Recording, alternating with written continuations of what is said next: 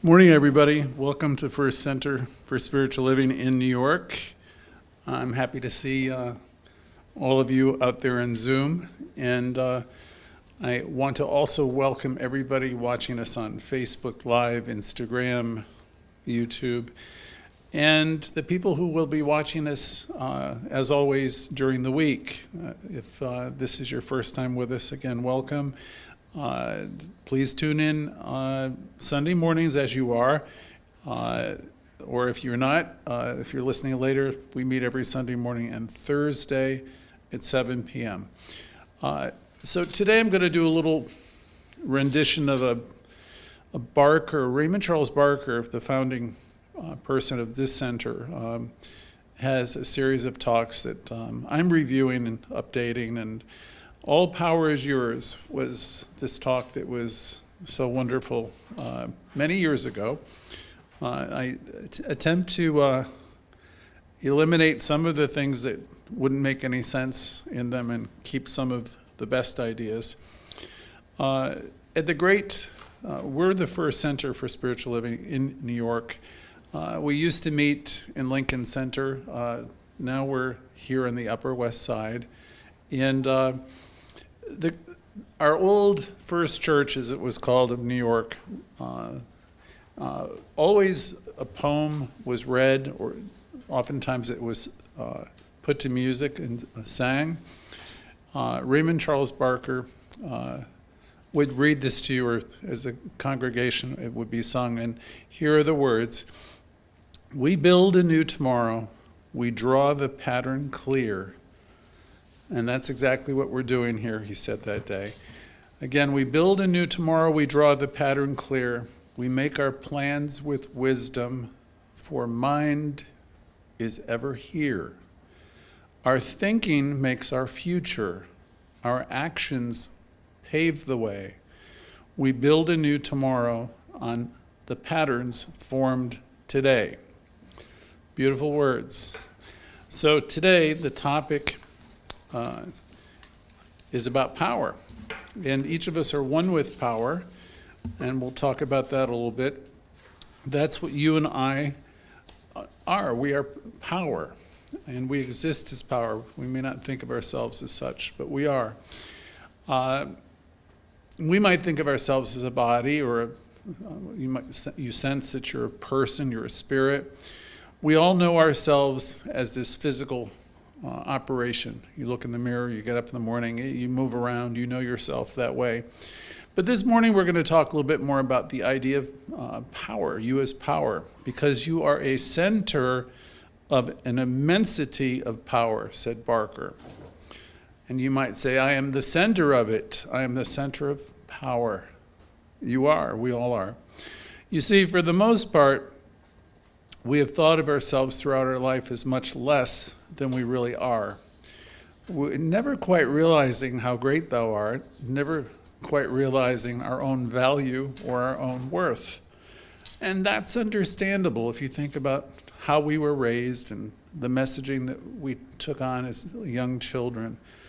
We never really had a clue of the value, the worth, the power, or that we are individualizations of this one life, and that it's, really, your wish is its command. Life is responding to you. As you stay in our teaching more and more, you'll understand that more and more. Barker said we've always been mean with ourselves. And I thought that was an interesting choice of words. I suppose he meant we have lived our life oftentimes as an apology, because that's born out of feeling I'm not good enough, which years later Louise Hay would write a book, You Can Heal Your Life, which hits that subject right where it is. I'm not good enough, I don't do enough, I'm not okay, who I am is inadequate, all that stuff. So Barker has said we have been mean with ourselves throughout our life. And, if that's true, there's no one to blame. It's really a product of our upbringing, the things we've learned, what's called our entrainment. There's nobody to blame. It's just The world is waking up.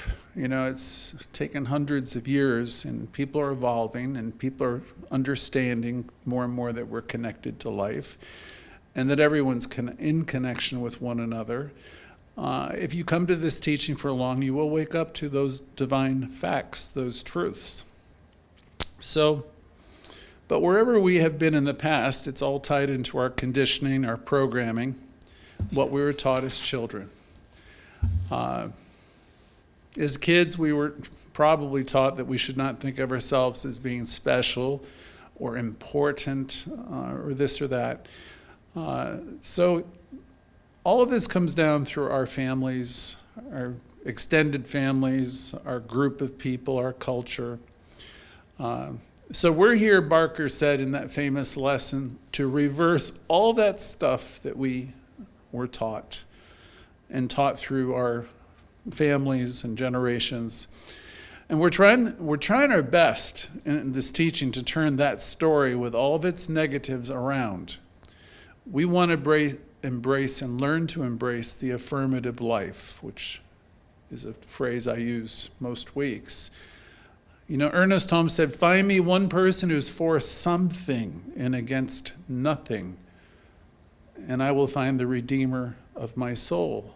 The person who's got his or her baggage, out of the way, enough that she is committed to seeing the good. That's the practice that we do here, by the way. And he said, "I will find the Redeemer of my soul." And he'd want to live and walk and commune with that person. So would I. So would all of you. And we want to become that. That's what our teaching is about, is learning to see the God, the good in every encounter, in all things and all people. But that's hard work for us because we've been trained. We have lots and lots of negatives that are in us, and it's no one's fault. It's just you come in, as Louise Hay would say, this bundle of joy and light and wonder, and you were raised by imperfect people who were doing the best that they could with what they had. And they gave you all they gave you. But now we're adults, and now we've been given a great gift in terms of starting to have some self-awareness and self-knowledge and realization that we have power, So we want to deal with all these negatives that are beneath the surface, that we cover up with our many masks that says, I'm fine, I'm fine, I'm fine. But then, within us, there's parts of us that still need to be healed. And we come together every week, and we learn, and we're reminded of the truth of who we are. We're evolving, we're evoluting along, and we have all these blind spots. But all of them eventually come to light because Spirit is working within all of us. And as they do, they will dissolve into the nothingness, because the stories that we maintain, all that stuff is just a bunch of junk that eventually you'll drop as you stay connected. You'll release the need for all that nonsense. I'm always reminded of Alan Cohen's definition of sin, S-I-N. He says it's self-imposed nonsense. But it's powerful because we have a lot of that stuff within us. And as you come together with us each week, and as you're reminded of how great thou art, and sooner or later you'll just begin dropping the stories, and you'll refute the negatives, you'll dissolve the negatives as we teach you affirmative prayer, and as you learn to live the affirmative life, and you'll replace them with what is true, what's always been true.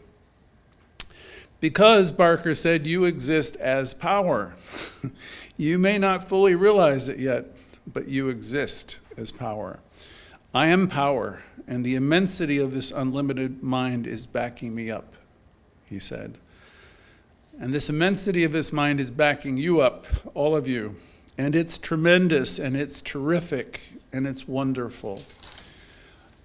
So we'll be still for a moment. We'll take all this into our subconscious mind. This idea that all the power that there is in the universe is centered in you, centered in your subconscious mind. All the power, in the old days we'd say of God, is centered in you. And it's the power of life, the power of love, the power of beauty. All of this is now in action in you, through you. It's in all of us. We are all the beloved. We are all the inlets and outlets of the infinite power. This is what we are. We have been and we always will be. We now subconsciously know it, we accept it, and therefore we are it. And so it is. So that was our little affirmative prayer. Actually, it's quite a powerful prayer if you take it in. Beautiful words. So today, once again, our topic is all power is yours. And as I stated earlier, this is an absolute fact and absolute truth. But we don't think of ourselves as that. We know about some kinds of power. This is New York. You can think of financial power, right? This is a financial capital of the world, or one of them. We know about political power. We know about different kinds of powers of nature, electricity, gravity, and all these types of powers. The one thing that we greatly underestimate is the power that we possess, or the power of the individual in life. We greatly underestimate this power. Every form of power that we have harnessed or developed has come out of the minds of men and women. Every single bit of it came out of humankind.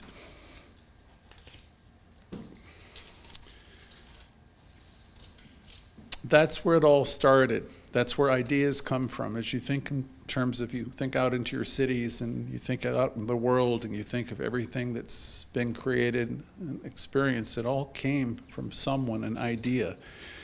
That's where all the plans were made. That's where all the laboratories were developed. That's where it all comes. It originates through us. Whether it's the simplest invention or the most complicated system of physics that we have in the world today, all of this came out of the mind of us, humankind, the mind of the individual.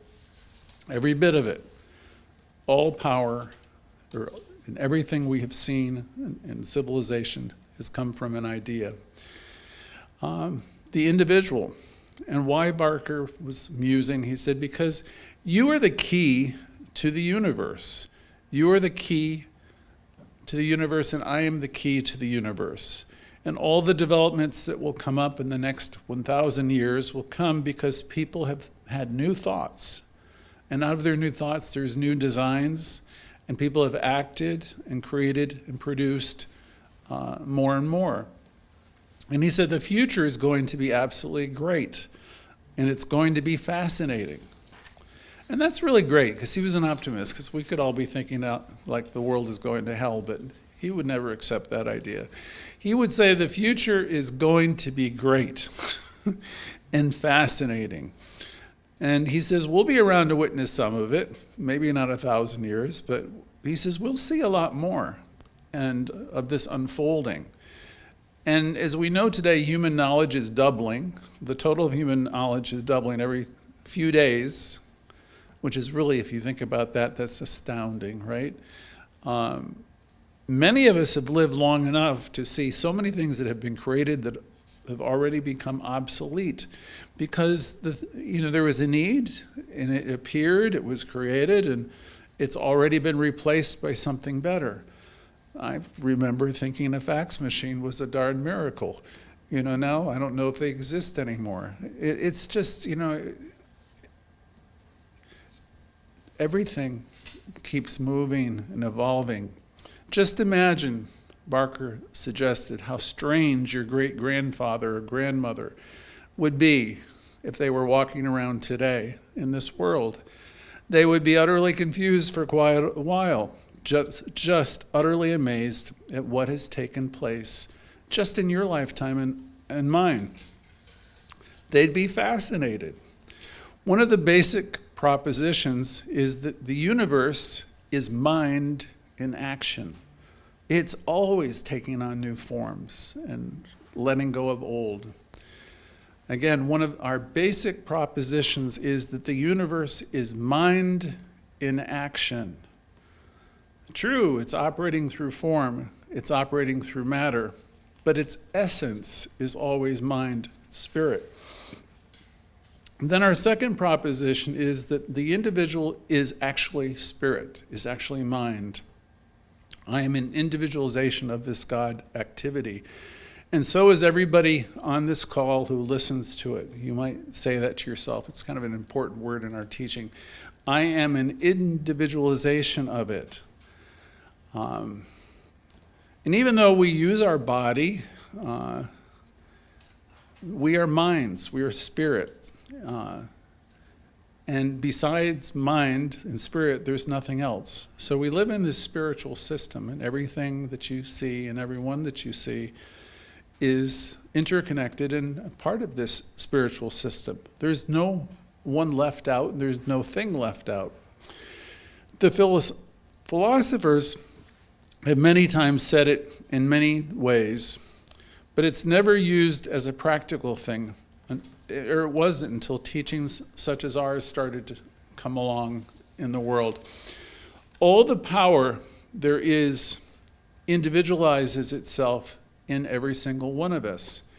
Again, all the power individualizes itself in every individual. Now, you and I have been raised by good people, but we've been raised in a lot of consciousness of I can't do this, I can't do that, I don't know how, I need to know more. In various ways we just don't think that we are good enough, or that we should be humble, and all kinds of messages that we've gotten throughout our lives. A few weeks ago I recited a poem that was called She Let Go. I'm sure you've heard of it. I just did it a couple weeks ago. And it would be great if we could let go of all those lesser ideas, all that stuff, and quietly, the stuff that would suggest that you're something less than good, or that there's something wrong with you. It would be great if you could let go of that once and for all, or quietly and calmly just let it go, right? And stop it. And proclaim, I am power. I am all the power that there is. I am all the life that there is. I am all the mind that there is. I am all the intelligence that there is. And as Barker said, I am the total thing. I am the total thing. See, we have this whole thing about being less than, right? Many of us. And that's really his message for today relative to power, is for you to tell yourself, I am the whole package. I am the total thing. And if you can wake up to that, you've really got the lesson.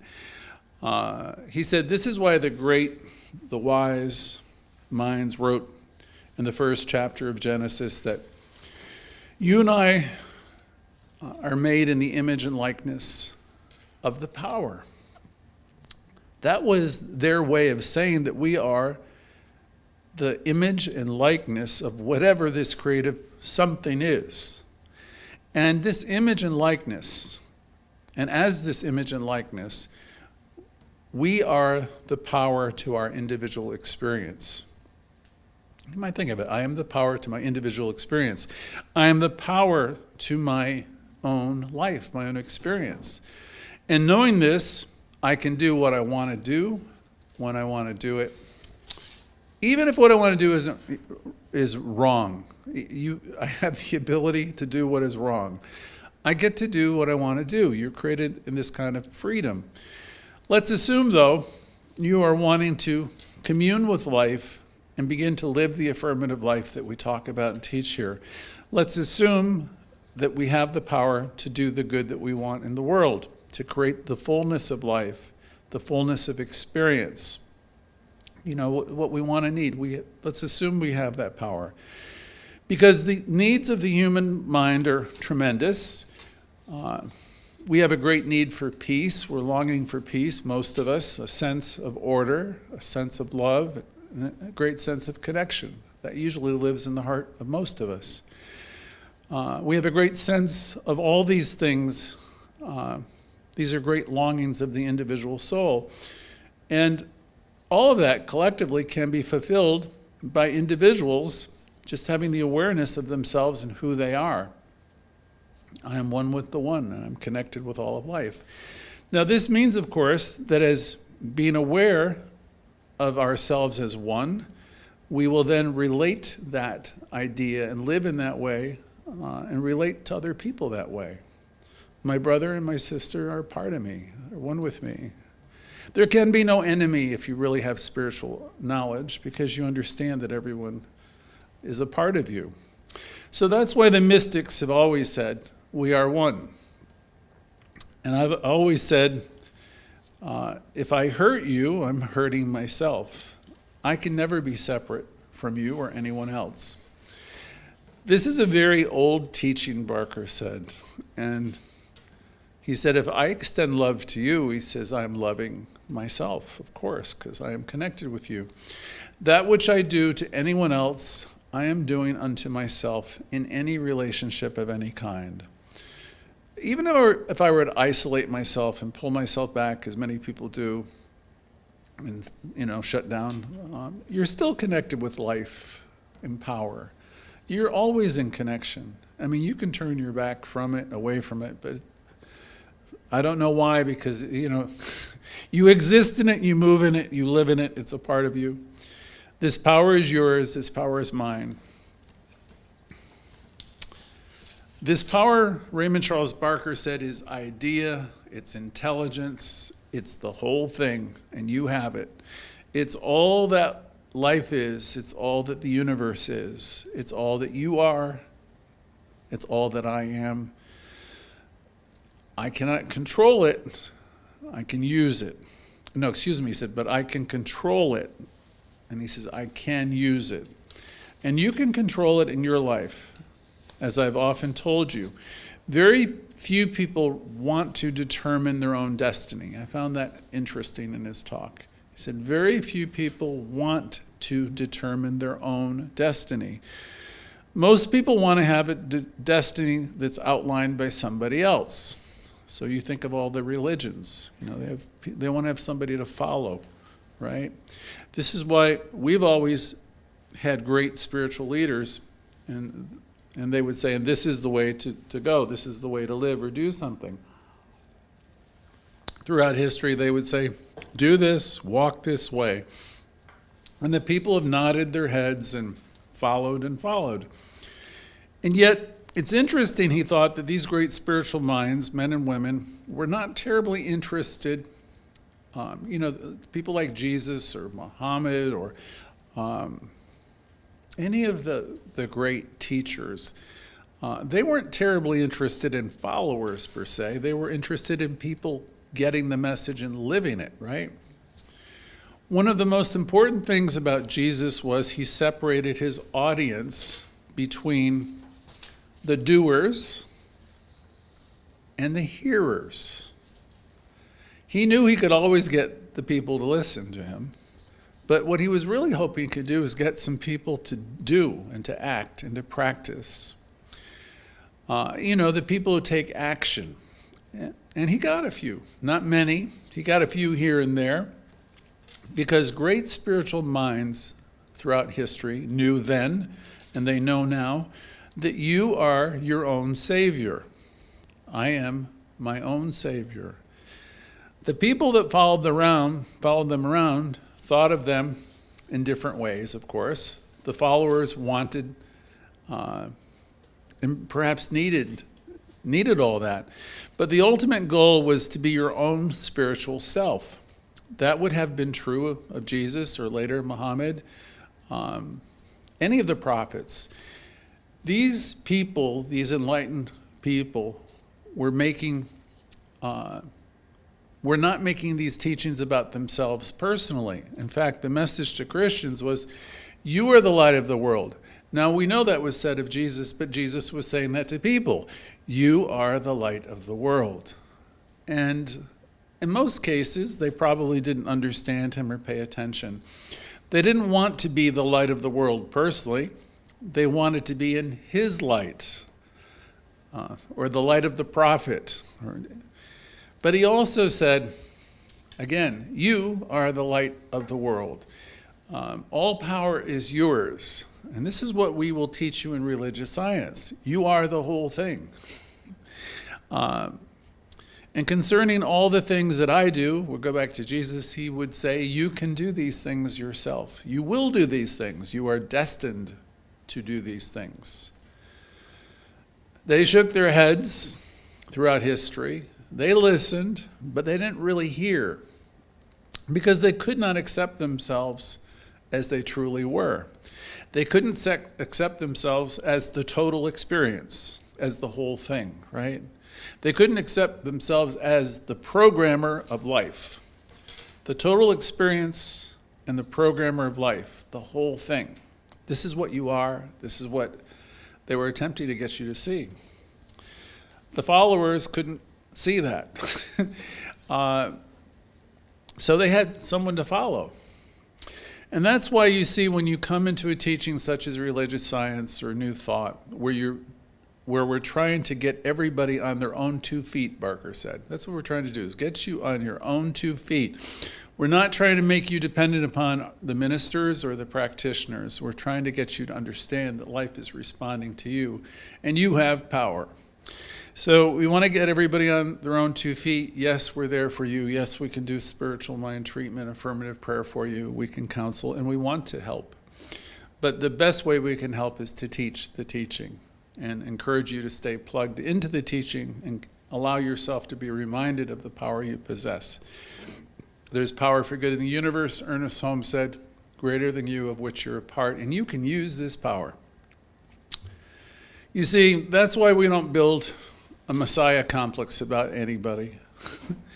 None of our ministers that have been around, Holmes himself, none of us want that. The thing we're excited about is the teaching, because we want the individual to work in their own right, in their own mind, in their own field of energy and awareness. We want you to develop it within yourself and practice it, and you'll be amazed before you're halfway through. The things that you will start to see change in your life because you have the ability to do this. Now, we can watch the way other people use the power of mind and energy. And I can see people working it, and it inspires me. And you can see witness to the works of good everywhere if you have the eyes to do that. And of course, we cultivate that here, an awareness of seeing the good. And the more you're trained to do it, the more, of course, you'll see it. And we encourage you to take time once in a while to remind yourself that you are that. And by that, I mean you are the whole thing. I know for some of you this sounds sacrilegious if you're coming from a traditional religious background. I felt that way when I came into religious science 30 years ago. I thought, my God, lightning's going to strike this place. When Ernest Holmes would talk about the thing itself and what it does and all that, because I would approach the altar of life with fear and trembling and a sense of sin, and I'm needing to be saved. But this is a different place. We come in here and we tell you that you are the whole thing. You want to have those old opinions, you have the right to them, of course. But we have a right to ours. So people say to me, Dr. Barker, you're saying that you are God. And he said, yes, of course I am. And they said, but how can you say that? And he says, I don't know. Jesus said it. And then Barker joked. He says, he got away with it. And then he laughed. He says, that's just exactly what he said. He didn't, so he went on to talk about the Father and he being one as he's talking about Jesus. And he said, if you're seeing me, you're seeing the Father. And Barker said it's one thing for these historical figures to say these things, but it's quite another thing for a contemporary figure to say it. And he cited a minister that was in the field many years ago. He's long since passed. And he said every time this person came out, anytime in any Sunday morning classes, his opening sentence would always be, can you imagine if I started with this? I am the Lord thy God, and thou shalt have no other gods before me. So there was this minister who started every Sunday by saying, I am the Lord thy God, and thou shalt have no other gods before me. And the people would listen, and they would listen. I am the Lord thy God, and thou shalt not have any gods before me. And after a period of time, he said months and months of listening to this once or twice a week, started to get into people's heads. They started to realize, I am the Lord thy God, and I shall not have no other gods before me. See, the fact of the matter is, you are that, right? But again, he said, the audience started making the mistake. The guy that was standing up there, they're looking at him again. And that's never what he was trying to teach, you see. They began to say, if something happens, we turn to him. What we're trying to do here is not find a new Messiah, right? The concept of you are the whole thing is what we're talking about here. So if you're announcing, I am the Lord, my God, and all that, you are, in fact. You're the whole thing. Now, the whole world has shouted down through the ages that isn't so. And everybody's bending the knee and looking to some savior or some force. There's been different gods that have been appropriate for different cultures at different times. The whole world has shouted down through the ages that this isn't true. But we, Barker said, have to forget all that history. You have to forget that you're not supposed to be great. He says you are supposed to be great. And we want to accept ourselves as being great. You have to forget that the world expects you to be diminished in some way and not full. And he said you are full and you are the whole thing. And I'm the whole thing. Now you can accept it or you can reject it. But he says this is the truth of who you are. You are, here's a value, you are because you see yourself as an unconditioned free expression of consciousness. You are a free expression of total consciousness. You get to create your life any way you want. It's entirely up to you. Your body will tell you what's wrong with you and the health that's missing and all the limitations. Your bank account could tell you of its limitations also. And everywhere you look and read, you could, be citing all your limitations. But he said, this is an old yoke that we want to throw off. Tell yourself, I am unconditioned and I am free. If you were to say that to a neighbor, they would look at you with complete astonishment because they would say that isn't so at all. And they always bring up all the impossibilities. You say, well, you can't walk from here to San Francisco. And Barker would comment, no, I don't want to. And you can't, he says, that's why they have airplanes. I don't want to do that. He says, I don't want to do that always. Who wants to? I have no desire. He says, all these great things out there, the mind of man has designed, right? He says, so if you take the Staten Ferry, you're on a boat, which was created by a mind and created through people. The power of mind and people created the boat. So you go across to come back. The power that we possess has been put into practical use all over the world. And you can put your mind into practical use too, with your attitudes. He said, I can tell your basic attitude by the way you walk. I can tell your basic attitude by the way you use your voice. I can tell all of these things. He said, I'm no kind of psychic or seer, and I've never studied the elements of chemistry or anything else. You and I are always giving evidence of our self-concept. We're always giving evidence of what we believe we are, and it emanates right out of us, proceeds from us. It was Emerson who said, how does that go? What you do speaks so loudly, I cannot hear a word you say. It comes forth. You can pick it up from just about anybody if you're slightly sensitive. Now, fortunately, the average person isn't the least bit interested in anyone else but him or herself, Barker thought. So they say, well, I'll get through another week, I'll get through another month. And he says that's about all they do. But what we project, we know.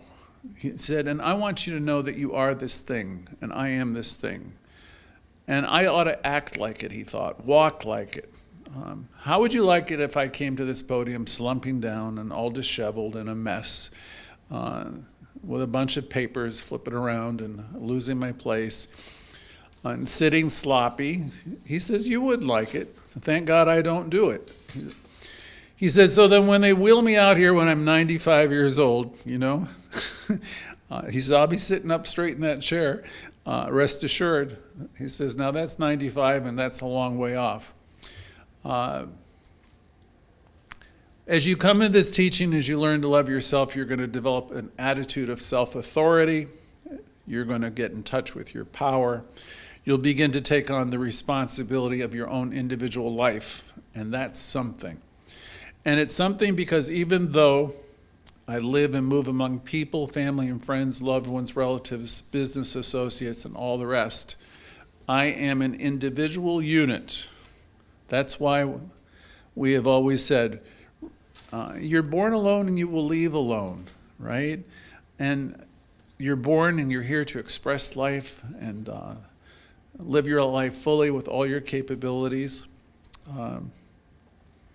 Now, coming back to the main point, because I've got to end his long lesson. We are this thing, and we always have been. We are this thing that we've been looking for. We are this total thing. I won't say we are alone because we interact with people and we mingle. We have our doors and windows of consciousness open. We flow within groups of people, friends, loved ones, and all the rest. But you get this sense of, I am the authority unto myself. And he says, this most people don't really want to have, And so if the story is correct regarding Jesus, they got rid of Jesus because he said this too much. He talked too much. He told people what they could be. And they didn't want the responsibility of that. So in essence, said, let's get him out of the way so we can go back to our monotonous routines, our rituals. And this is what they did. A little bit later, Paul set up the Christian church. He did the same thing. He gave them nice, comfortable routines. In this teaching, Barker said, we don't give you any comfortable routines. We respect these great figures in history and their great contributions. But you have to be you. This is ultimately what he's saying. You have to be you. This is the teaching of Emerson too. The individual, wake up to who you are and what you are. People came to Barker and said, I wish I could be more like you, and I wish I could be like this person and that person. He says, no, you don't, you should not. He says, you don't know the inner workings of my consciousness or my mind. What you're sensing is the projection that's in my life. And of course, my answer has always been, you're supposed to be like you. You might like my ideas. You might like some of the ideas of the great teachers that have come before. And he says, that's using the teaching correctly. You say then, you like the ideas coming from Jesus or Jeremiah or Paul or any of the great minds. He says, if you're doing that, you're using it correctly.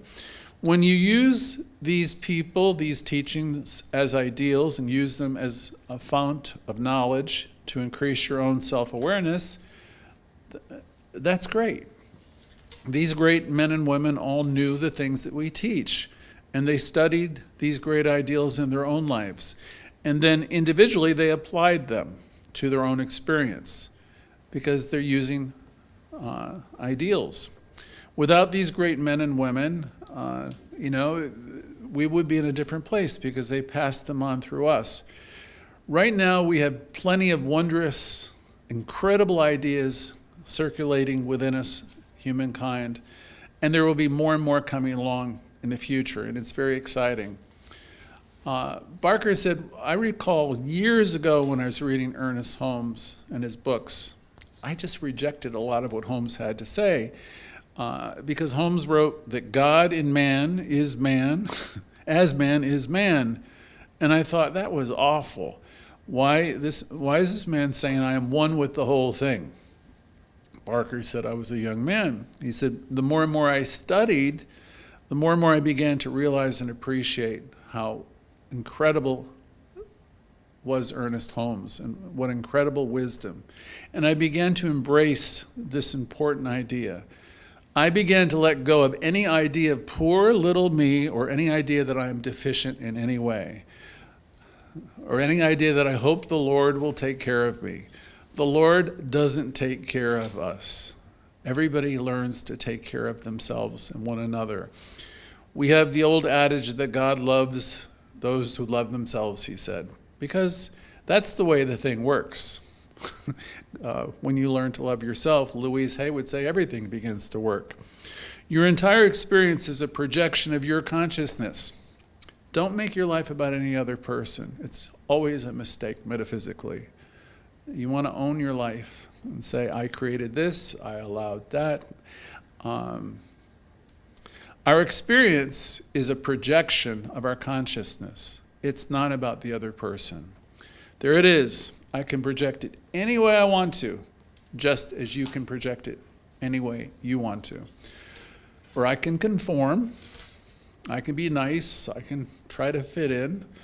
I can not do any more original thinking, and that would be the way of most people in the world. You see, conformity to people like Emerson and other great philosophical minds would be the root of most evil, because you've been given this great gift to create life and to use your own mind and proclaim what is great and to see, you are a cause to your own experience. So we greatly encourage you to wake up to the power that you have and begin to use it. As you grow in this teaching, you'll do it more and more. You'll develop the courage to think your own thoughts. You'll be able to distinguish what is going on within you that's old ideas passed on from the past, and you'll be able to connect with what is true. See, you are connected with Spirit in such a way. There's a part of you that knows always what is true, and it's always wooing you and trying to get your attention.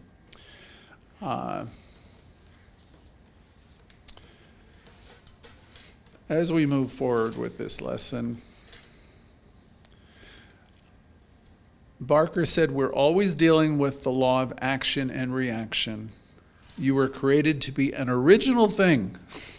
You're not subservient in any way. You were created to be an original thing.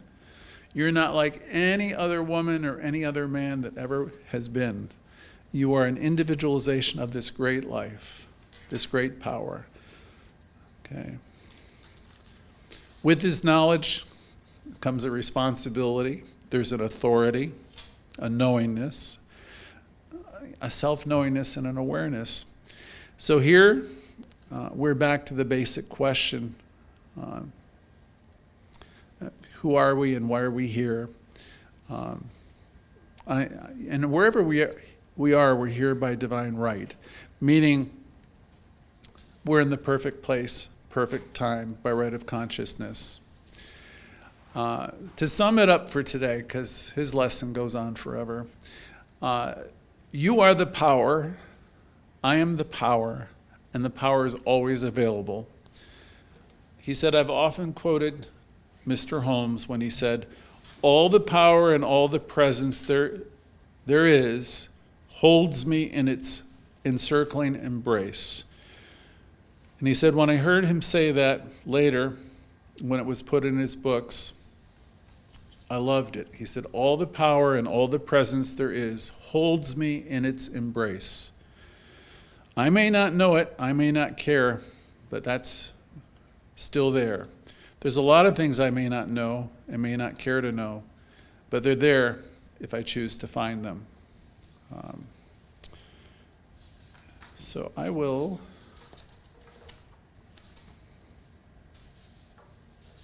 move us on to one more thought.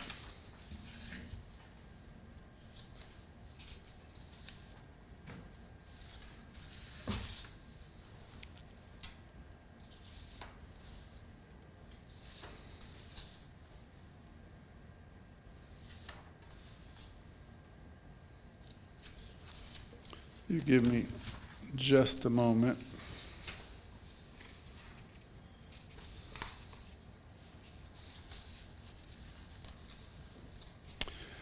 We're going to close with the idea that all the power, all the mind, all the creativeness of the entire universe since the beginning of time and until the end of time is individualized in each of you. It's there for your investigation. It's there for your use. There are wells of living water, the psalmists have said, that come up from within. Deep within you, there is an infinite well of wisdom, knowledge, and power. And you're free to use it, you're encouraged to use it, and rejoice in it. And let's rejoice that we know it. Let's rejoice today knowing that I am the power of the mind, the creativeness of the entire universe, and so are you. And so ends this morning's lesson. Thank you.